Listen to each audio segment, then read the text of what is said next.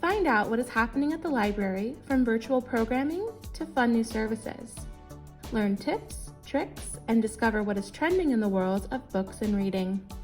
Hear recommendations on books, movies, TV shows, and so much more. This is In the Stacks at Mustang Library.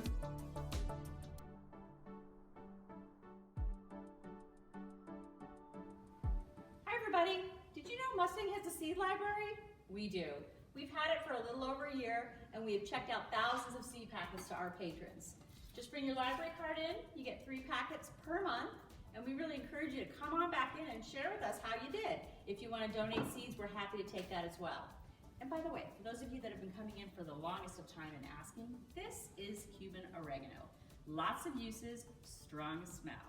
Come on and see our seed library. Hi everyone, welcome to this edition of In the Stacks. Today we are in the mystery section here at Mustang Library. And why are we here? Well, to celebrate the world's largest mystery convention that happened last month in October. And some very important things come out of this convention, namely awards. So let's take a closer look at this convention, who the nominees were, and most importantly, the winners. Hi everyone, and welcome to In the Stacks. And today we are very excited to talk about a recent event that took place called BoucherCon. And BoucherCon is the world's largest annual mystery convention. And it was named in honor of Anthony Boucher. And he was a distinguished mystery author, critic, and editor. And this convention brings together readers, writers, editors, and just lovers of mystery and crime fiction. Now, normally this convention would be held in person, but because of COVID-19, it was held virtually. One thing to come out of every BoucherCon is the presentation of the Mystery Awards, and there are 3 of them. There is the Anthony Award, the McCavity Award, and the Berry Award. All right, so before we look at this year's nominees and the winners, let's review last year's, because 2019 was a big year. It was a big year for Lou Berney, who wrote November Road. He won all 3 awards. It was a clean sweep. He must be on cloud 9. So let's take a closer look at this particular novel and see what's so special about it, and what better way to do it than in the author's own words.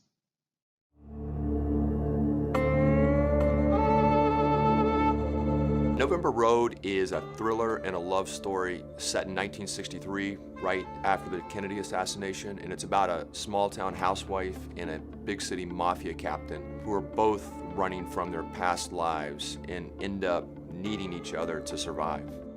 My character, Frank Guidry, works for the most dangerous and powerful mob boss in New Orleans, and he's the kind of guy you would trust with your life, and then he would steal it away in a second. Charlotte, she's holding her family together. She's like paying the bills, she's raising the kids, her husband's a hopeless drunk.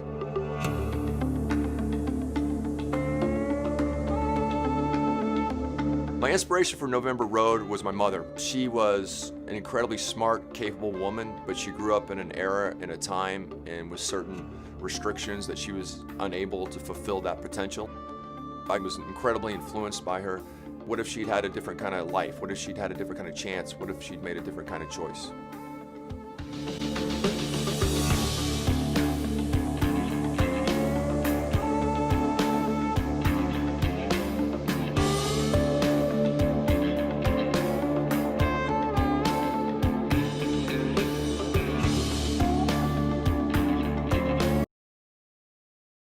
The Anthony Award. This is named in honor of Anthony Boucher, who was a writer and critic from the New York Times, and he was one of the founders of the Mystery Writers of America.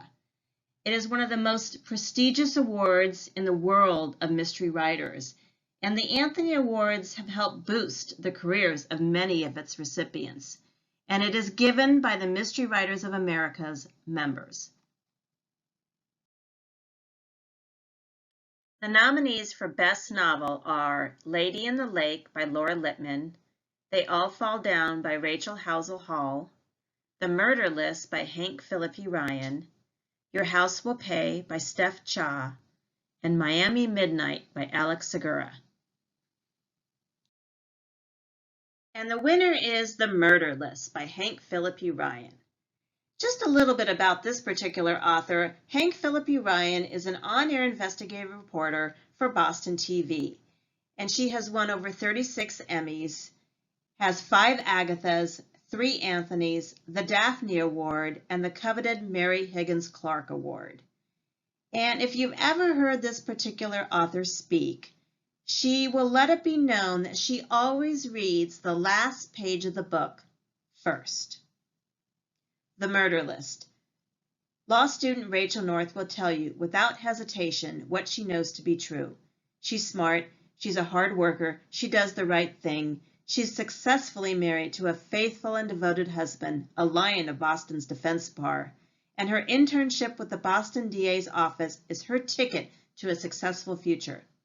Problem is, she's wrong, and in this cat and mouse game, the battle for justice becomes a battle for survival. Next up, we have the McCavity Award, and this specific award is named for the mystery cat of T.S. Eliot's books, and it is voted on by the Mystery Readers International. This year's nominees for Best Novel were Your House Will Pay by Steph Cha, Sarah Jane by James Salas, The Chain by Adrian McKinty, The Murder List by Hank Phillippi Ryan, This Tender Land by William Kent Kruger, and Lady in the Lake by Laura Littman. And the winner is The Chain by Adrian McKinty. This is a very dark novel, and in addition to the McCavity Award, it also won the Barry Award for Best Thriller. And this novel deals with our most prized possession, our children. It's something parents do every morning. Rachel Klein drops her daughter at the bus stop and heads into her day. But a cell phone call from an unknown number changes everything. It's a woman on the line, informing her that she has her daughter and the only way she will see her again is to follow her instructions exactly. Pay a ransom and find another child to abduct. This is no ordinary kidnapping. The caller is a mother herself, whose son has been taken, and if Rachel doesn't do as she's told, the boy will perish. You are not the first, and you will certainly not be the last. Rachel is now part of the chain, an unending and ingenious scheme that turns victims into criminals, and is making someone else very rich in the process. The rules are simple. The moral challenge is impossible. Find the money fast, find your victim, and then commit a horrible act you'd have thought yourself incapable of just 24 hours ago. But what the masterminds behind the chain know is that parents will do anything for their children. It turns out that kidnapping is only the beginning. The last award is the Barry Award, and this is named in honor of Barry Gardner, who was a well-known fan reviewer for the magazine. And this is voted on by the readers of Deadly Pleasures Mystery Magazine.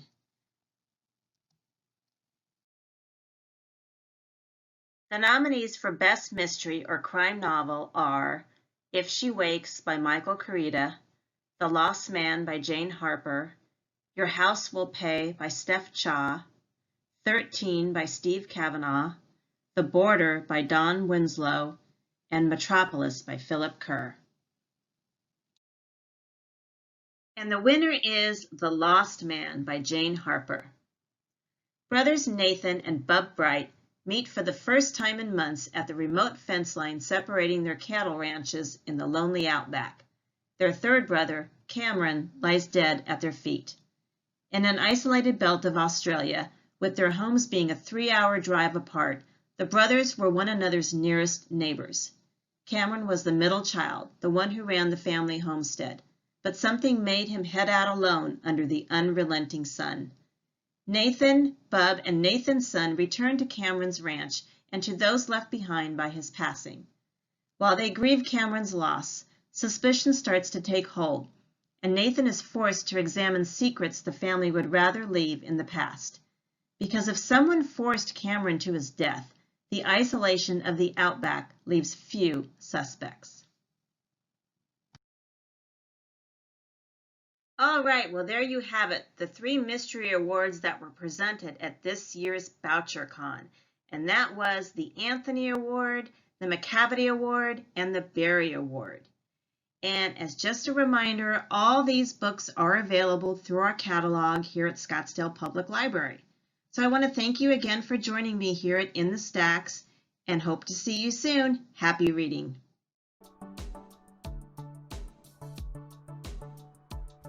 And now it's time for a book review. Speaking of mysteries, this week's Goodreads staff review is one of the most popular and most checked out books in recent years. Where the Crawdads Sing by Delia Owens was hand-selected by Reese Witherspoon for her book club in 2018 and has since been checked out over 1,000 times at our library. Reese Witherspoon's production company, Hello Sunshine, is in the pre-production stage of bringing the story to the big screen. Daisy Edgar Jones has been selected to star in the leading role. Daisy is not a stranger to book-to-movie adaptations and starred in the Hulu original adaptation of Sally Rooney's 2018 novel, Normal People, which released this year. If you have not already read Where the Crawdads Sing, I highly recommend picking up a copy before the movie comes out. Now let's see what a Scottsdale Public Library staff member has to say about Where the Crawdads Sing.